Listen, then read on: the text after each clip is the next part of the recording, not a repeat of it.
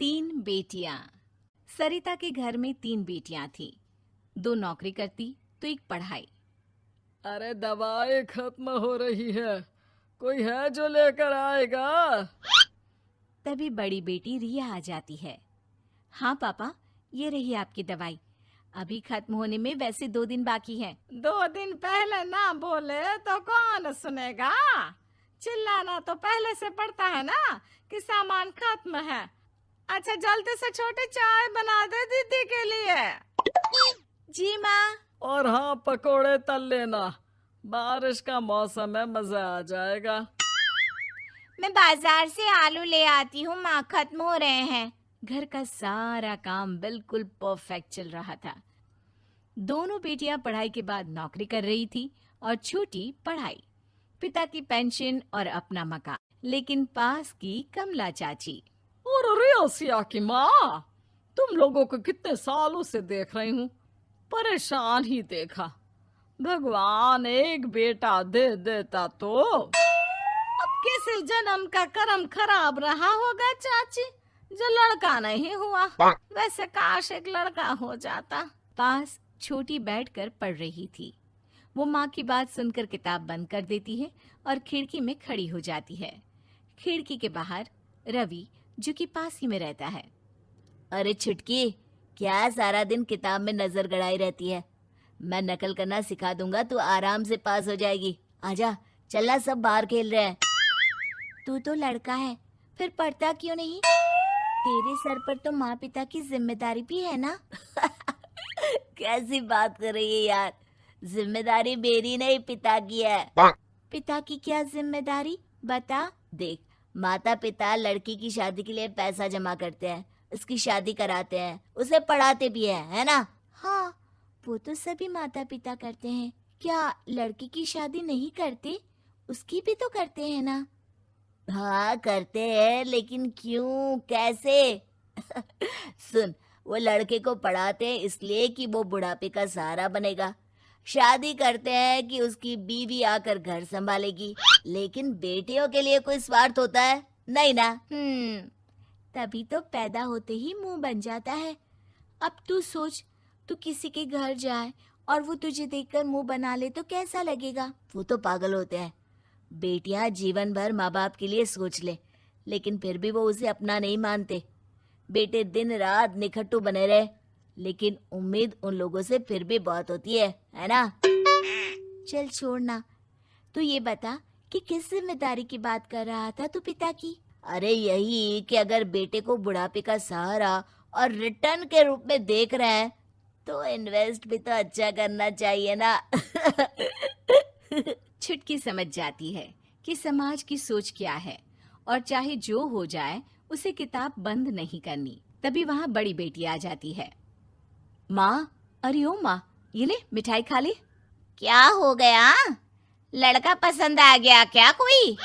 भाई ऐसा हो तो मिठाई ना ही खिला, चली जाएगी तो घर कैसे चलेगा? अरे लड़की को क्या जीवन भर बिठाने का इरादा है?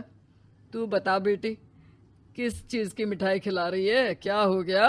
अरे पापा, आपको पता है ना, जिस डॉक्टर के अंडर में मैं काम कर रही थी, उन लोगों ने मेरे काम को देखते हुए मेरी स्कॉलरशिप पास करवा दी है। अब अस्पताल में ही क्लास चला करेगी, आगे की पढ़ाई भी और पैसे की कमाई भी। ये तो अच्छी बात है। तू पढ़ जाएगी तो छोटे को भी अपनी राह लगा लेना। बाकी मछली तो वैसे ही ऑलराउंडर है। तीनों बेटियों के बाद भी उन लोगों के घर किसी चीज की कमी नहीं थी। पापा, ये लीजिए कार की चाबी, मैंने आपके लिए कार ली है। अब आप कहीं भी जाएं तो अपनी कार से जाइएगा। अरे क्या जरूरत थी? जितना खर्च करोगी दहेज मांगने वालों के मुंह भी उतने ही खुल जाएंगे। तो हम दीदी की शादी ऐसे घर में करेंगे ही नहीं जहाँ शादी के लिए पैसे मांगने की जरूरत हो। अरे जो खुद खड़ा नहीं होगा वो हम लोगों के कंधे में क्यों शादी करेगा? क्यों पापा? अरे शादी में तो दहेज मैंने भी लिया था, तो क्या मैं तेरी माँ के कंधे पर हूँ? खुद की पेंशन है, बेटियां कमा रही हैं, मजे हैं। बस एक मलाल है कि बेटा नहीं हुआ। पापा, जब आपने बोला कि मजे हैं, मैं तभी समझ गई थी कि अगली लाइन में आप यही बोलेंगे कि मलाल है। कोई बात नहीं पापा, फिलहाल आप ये कार लेकर घुमाओ। माँ, तुम भी जाओ पापा के साथ।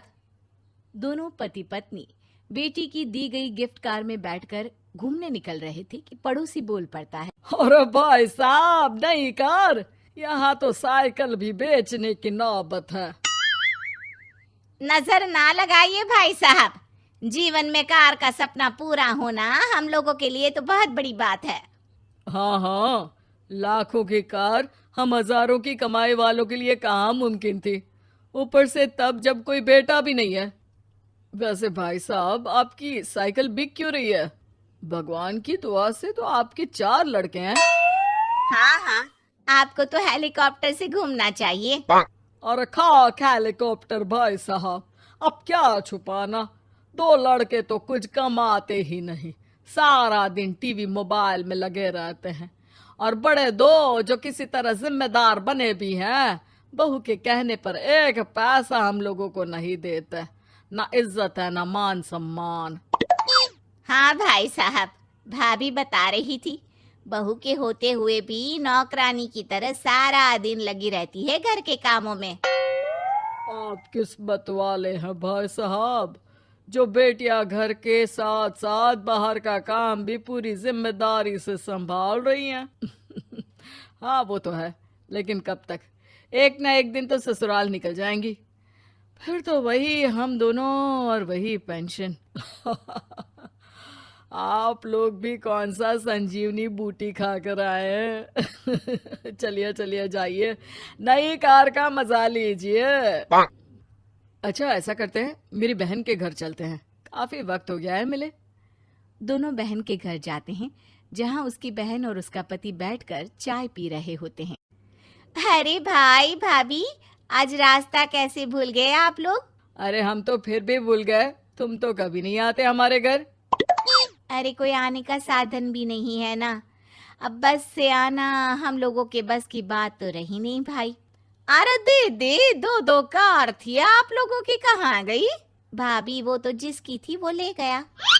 मतलब? 2 बेटे हम दोनों से अलग हो गए हैं, अपनी कार ले गए, अब हम दोनों अकेले, खुद बनाना खुद खाना। भाई बहन के घर से मिलकर बेटी की गिफ्टेड कार में बैठकर निकल जाते हैं। काश हम लोगों को भी लड़का हो जाता।